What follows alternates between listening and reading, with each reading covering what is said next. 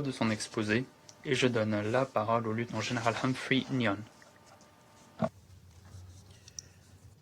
Madame Madame la Présidente, Mesdames et Messieurs les membres du Conseil de sécurité, j'ai l'honneur de faire un exposé au Conseil de sécurité aujourd'hui sur la situation en République centrafricaine, à partir de la perspective de la force de la MINUSCA. Je félicite le Royaume du Bahreïn à l'occasion de son accession à la présidence du Conseil de sécurité pour le mois d'avril. J'aimerais, à l'entame de mon propos, remercier très sincèrement le Conseil de sécurité de l'attention et de l'appui qu'il fournit aux missions et aux peuples des républiques centrafricaines.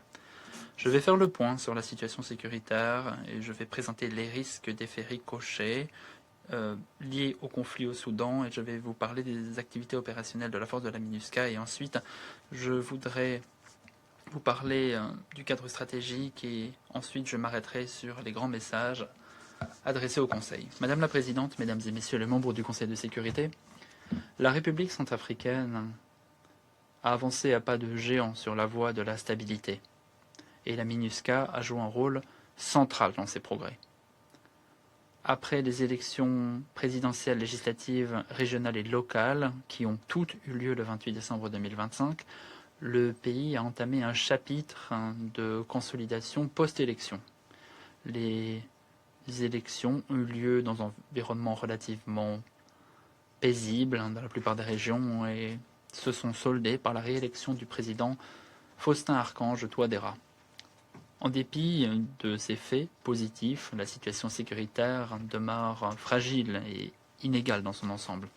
La force de la MINUSCA continue à soutenir les forces armées centrafricaines, les FACA,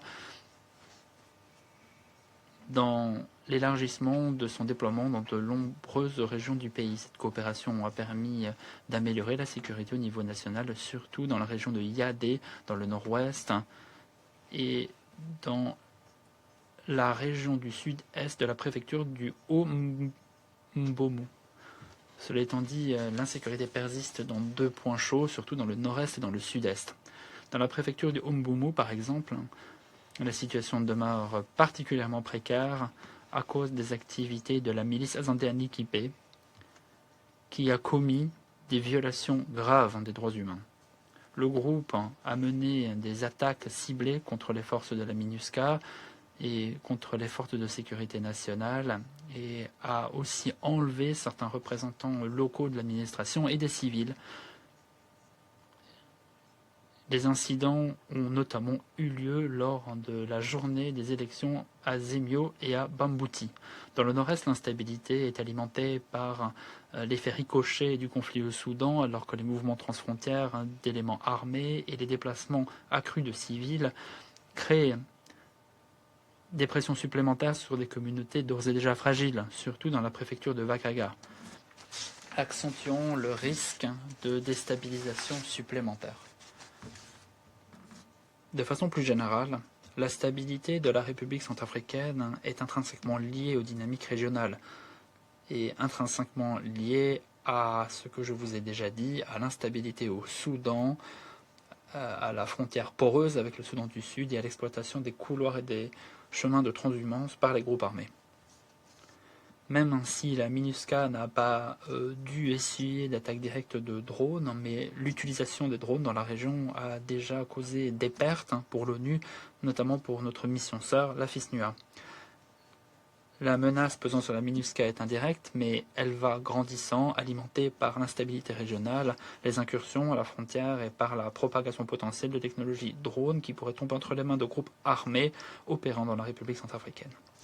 Sur une note plus positive, cela étant dit, les gouvernements du Tchad et de la République centrafricaine ont co-créé un mécanisme mixte frontalier entre le Tchad et la République centrafricaine le 26 septembre de l'année dernière pour répondre aux problèmes d'insécurité et pour mieux gérer les déplacements de réfugiés.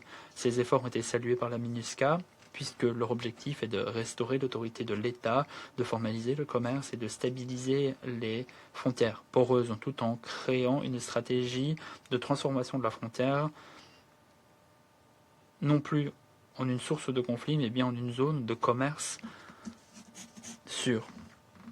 Madame la Présidente, la MINUSCA a joué un rôle critique dans l'appui aux élections générales du 28 décembre 2025 en République centrafricaine, en coopérant côte à côte avec les forces de défense et de sécurité nationale pour maintenir la sécurité, protéger les civils et le personnel électoral et garantir des conditions de vote sûres grâce à des patrouilles conjointes.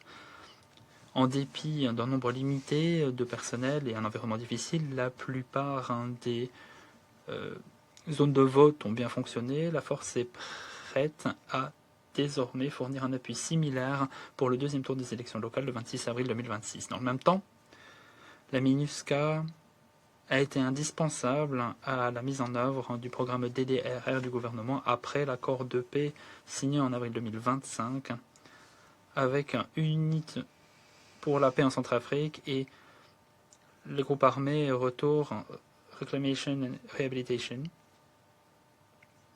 ce qui a permis de fournir un appui technique. Ces efforts ont mené au désarmement de plus de 1330 combattants à partir de juillet 2025, ce qui fait que le nombre de combattants démobilisés atteint désormais les 6100 personnes depuis 2019.